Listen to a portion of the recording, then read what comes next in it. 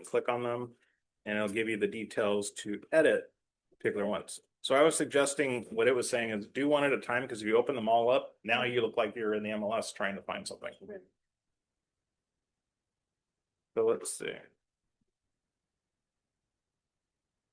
So you have core requirements. So here I could adjust, I can ignore. So if you click on the eyeball, that says I'm going to ignore this particular criteria. So if I found out that most of the 4 bedrooms are only 2 bath, I could either adjust that value or I could hit the eyeball and it would just take out that filter altogether.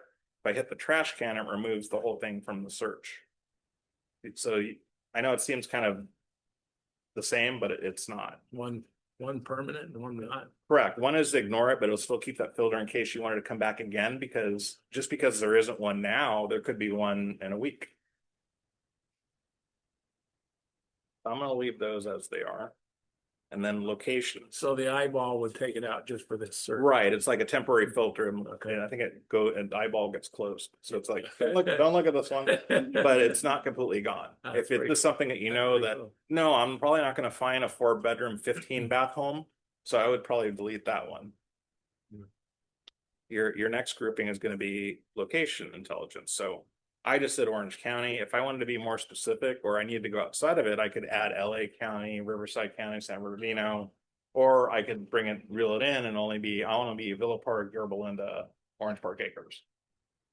On here it says wrong city, wrong everything.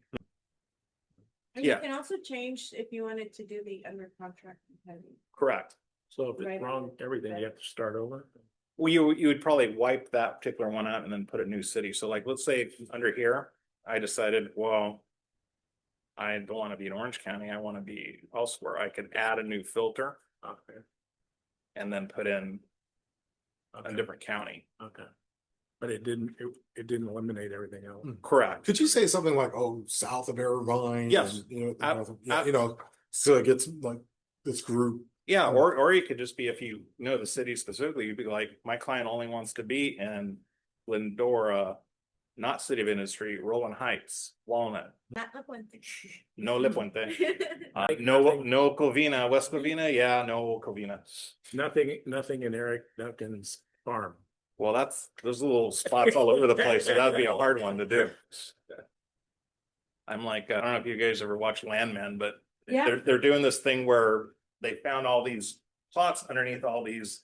So that's kind of how I farm. I'm fracking and I have these little segments all over the place that I have control of, but I don't have the whole well. But at some point, once it's blow enough information at them, then they'll come up and then I can harvest them. Yes, I like it. And then also too, not that AI needs your approval, but if you tell it the results suck, it helps us, because then they know that they need to go back and train it better. Because AI does make mistakes, and I'm finding like I had to argue with ChatGPT last night because it didn't do what I asked, and I felt like I was scolding him. I'm like, seriously, you used to do this fine. What is your issue? And he's like, well, I'm having network issues. I'm like, well, let me know when you're not having network issues, then I'll tell it I'm going to go use Gemini, and it'll be like, well, I guess if you have to, but I'm here if you need me. So going through this, if that all looks good.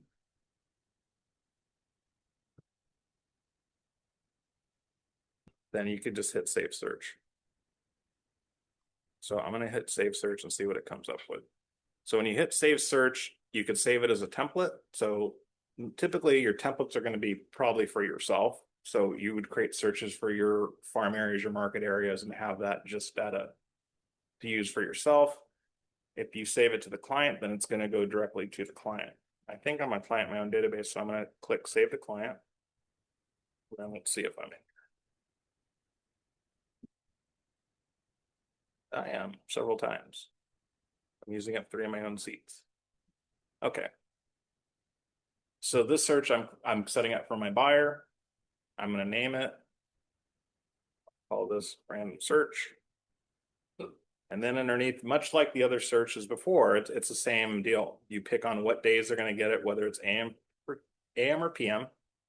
then you can either, I would suggest you send a copy yourself. That way you know exactly what's going out to your clients. You can also suppress the natural language intro, which just, it doesn't have the introduction. And then last is you can send open house reminders. Let me get that out. Oh, it's not in there. Okay. So if that all looks good, you click create search.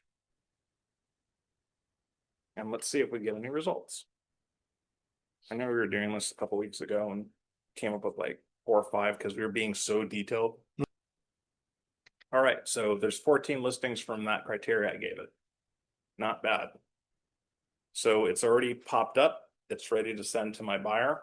So the subject line is Eric sent you 15 listings. You have to see. Create some fanfare there. And then here's the message. I can't show you. I don't want to be negative, but I can't show you property till you sign the BRBC. So I'm gonna say is thank you for taking, oh, again, this is where I gotta get used to this. What's our hotkey? Control H Control H. to No. speak. I don't want to contribute. Thank you for taking the time to meet me for our buyer's consultation. I have your BRBC and everything signed. You have your loan approval that was approved by DU. So we're ready to go and find your property and go into contract. Let me know if one of these 14s are the perfect properties for you.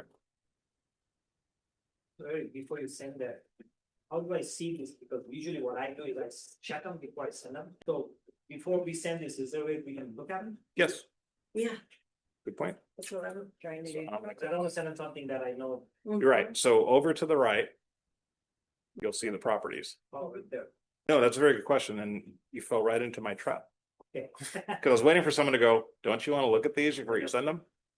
So over to the right is going to give you the list. And if you want to look at any of them, just click on it. How did you get out of the email?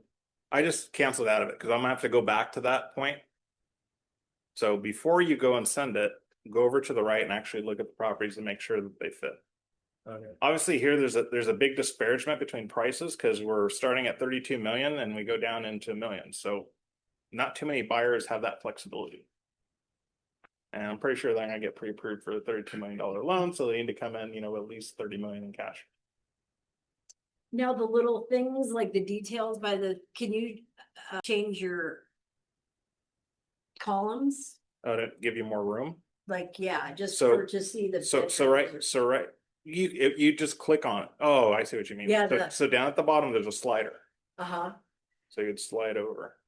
Oh, got it. Okay, yes. But there is a place, I think, click Oh. up here to layout. Okay.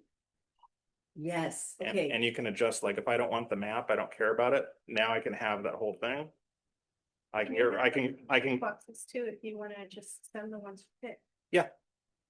Oh, that's cool. so, Okay, I like that. yeah, so click on layout if you want to mess with the view as far as what you want to have on, and that's here next to settings at the top. So if I uncheck search, Oh, yeah. that goes that's- away. But A layout, It's nice to see the map, I get rid of the but- map, Ah, but you don't need it because you've already dialed in here. yeah, I made it. And so then that- obviously you want to have results list, but I can turn that off too. Yeah, And then down at the bottom, you can, no, it's nice that you can take that off so that you have more of a list and you can, oh, yeah, that's a good I point. agreed. and then put it back. And then if you want to click on each one, you could look at the full, look at all the pictures.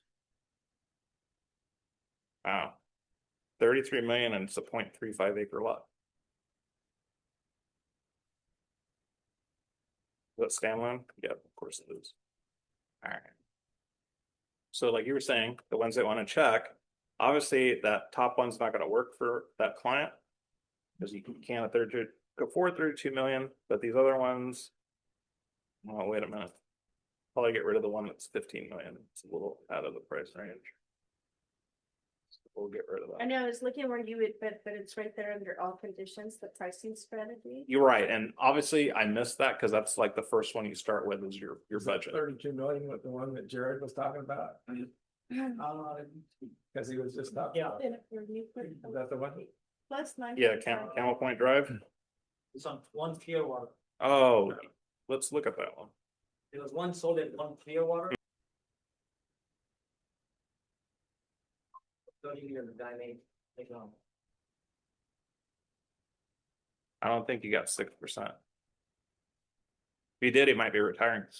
I would, All right. not much money.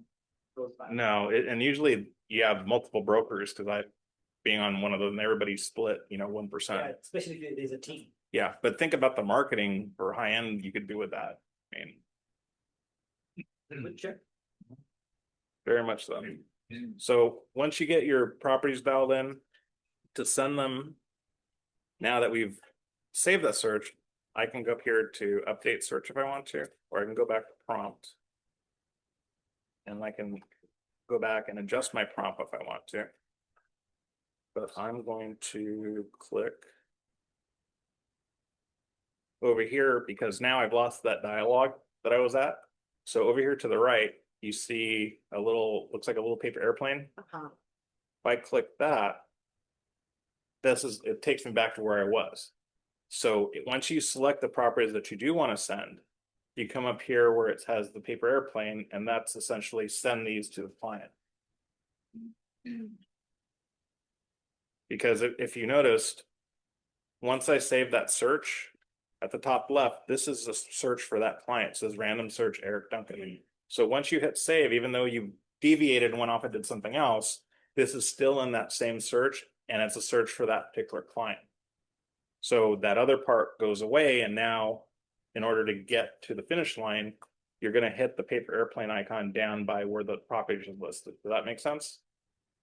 And I want to lose you because we What if- lost. Yeah, what if I had to edit the price? I'm doing a different search. Yeah, And then I amended it on the left, but it hasn't resulted over here on the Oh, it right. automatically. yeah. It could just be that whatever changes you're applying don't apply to the search. Yeah, here. Your results. It's not driving either.